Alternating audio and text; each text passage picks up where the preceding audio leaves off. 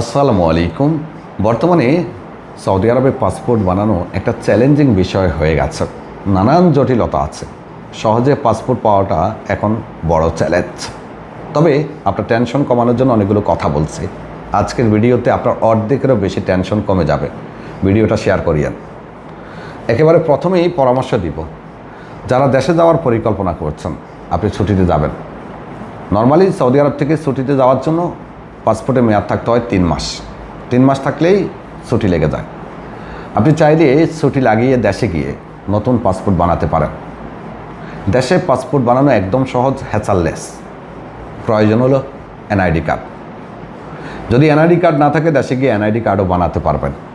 বানিয়ে আপনি পাসপোর্ট বানিয়ে সৌদি আরবে আসুন। অনেকের প্রশ্ন থাকবে যে দেশ থেকে নতুন পাসপোর্ট নিয়ে আসতে কোনো সমস্যা হবে? না। পুরাতন পাসপোর্ট, নতুন পাসপোর্ট দুইটা একসাথে নিয়ে আপনি সৌদিতে আসতে পারবেন। আপনাকে কোনো ঝামেলা করবে না, কোনো হ্যাসাল বোধ করতে হবে না। আর সবথেকে বড় কথা হলো যে মালুমাত করতে হবে না। দেশে থাকা অবস্থায় মালুমাত হয়ও না। তো যাদের পক্ষে দেশে গিয়ে পাসপোর্ট বানানো সম্ভব, তারা এটা করতে পারেন। নাম্বার 2, আমরা সবাই জানি হাতে লিখে 1 বছর অথবা 2 বছরের মেয়াদ বাড়িয়ে দেয়। এটা অবশ্যই ইমার্জেন্সির জন্য দেয়, আবার এটা সবাইকে দেয় না। বর্তমানে যেহেতু ক্রাইসিস চলছে, এক্ষেত্রে হয়তো আপনি অ্যাম্বাসি থেকে রিকোয়েস্ট করলে হাতে লিখে 1 বছর অথবা 2 বছর পেতে পারেন। আমি বলছি না আপনাকে দিবে, আপনাকে রিকোয়েস্ট করতে হবে। এটার জন্য সরাসরি অ্যাম্বাসিতে যাওয়াটাই উত্তম। কনসুলেট টিমে অনেক সময় দেয়, অনেক সময় দেয় না।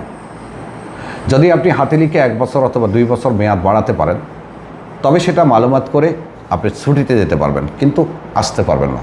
কেননা আসার সময় অবশ্যই আপনার মূল পাসপোর্ট থাকতে হবে।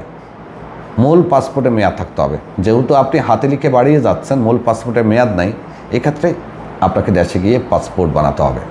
তারপরে আপনি নতুন পাসপোর্ট নিয়ে সৌদিতে প্রবেশ করতে পারবেন, কোনো সমস্যা হবে না। তবে হাতে লিখে আপনাকে দিবে কিনা এটা সম্পূর্ণ অ্যাম্বাসির ইচ্ছার উপরে এবং সিদ্ধান্তের উপরে নির্ভর করবে।